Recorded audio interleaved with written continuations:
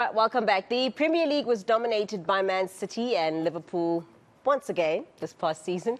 Chelsea finished third while Tottenham snatched fourth spot thanks to a good late run. Now, Spurs have been one of the more active Premier League clubs so far in the transfer window.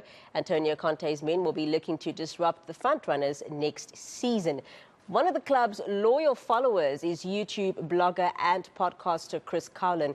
Now, he joins us now via Zoom all the way from London for a bit of a chat. Chris, thank you so much for your time. So, of course, Tottenham have already signed 3 players in this transfer window. Are you happy with the new arrivals, and do you think we can expect more signings? Of course. Good afternoon, Nicole. Hope you're well. Yes, Ivan Perisic, Fraser Forster, Yves Bissouma, they have all come in the last couple of weeks. We are very, very happy as Tottenham fans right now. It is all about improving this squad for Antonio Conte. Then put a trophy in the cabinet for Spurs, which trophies are way overdue.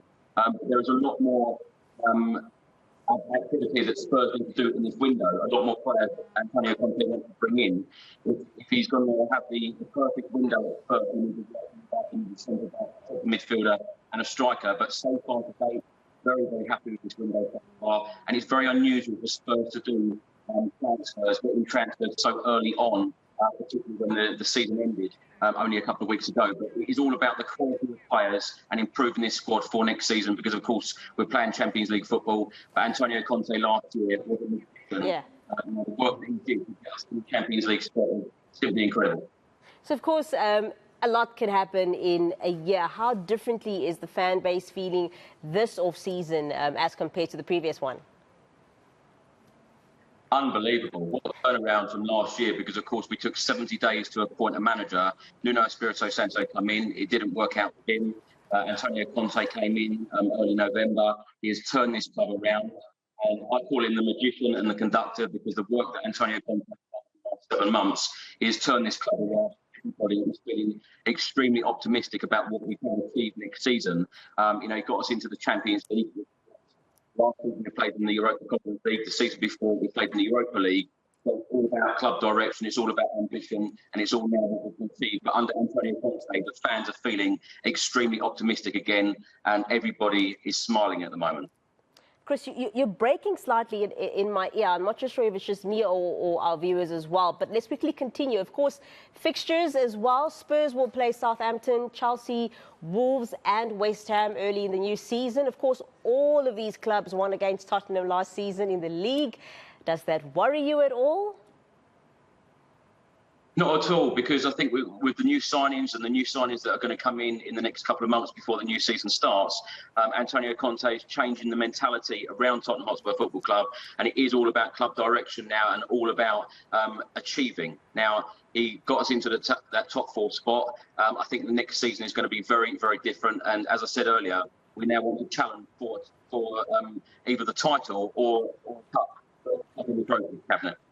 So you say it doesn't worry you that much, and you say you think the next season is going to be very, very different. But I have to ask you this as well, because Liverpool and Man City have signed big-name strikers, and I think Arsenal and Chelsea are also expected to strengthen. So will these clubs be the main threats to Spurs in the coming season for you, or you think not either?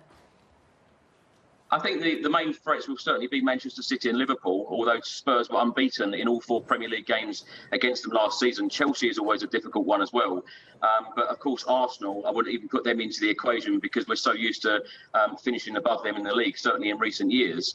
But, of course, Liverpool and Manchester City always go out every single transfer window and buy strong. They're always looking to improve their squad. But as I said, Antonio Conte is a born winner, and he will want to improve this squad as much as possible, and he will want to be challenging for the Premier League. So I'm expecting a lot more activity in the transfer window for Spurs. So COVID-19, I think COVID-19 is a topic that we really have exhausted, but it has affected us, especially sport, tremendously in the past 2 years or so. So, of course, in the UK, there have been crowds back at stadiums and other events for quite a while. In South Africa, rather, we still only have 50% spectators permitted at stadium events, and I think that happened only recently. It's about a month or 2 months ago. So are you happy with how the UK authorities have handled the process of supporters returning to arenas? Well, the start of last season, that was the return of a full capacity crowd. The season before that, it started at 2,000 fans going into the stadium, wearing masks, keeping social distance as well. I think the government did handle it in a good way, yes, but it's great to see all of the fans back in the stadium, and the atmosphere are now simply incredible. You know, with a full stadium again. Chris, we're going to have to leave it there for now, but thank you so much for your time. We'll hopefully chat to you again. I know you do have a YouTube page there that our viewers can also follow, and I'll definitely be following all things sport. I really quite enjoyed it. That was Chris Cowlin. He is an avid supporter of Tottenham. We'll hopefully chat to him again. We'll have more sport for you later.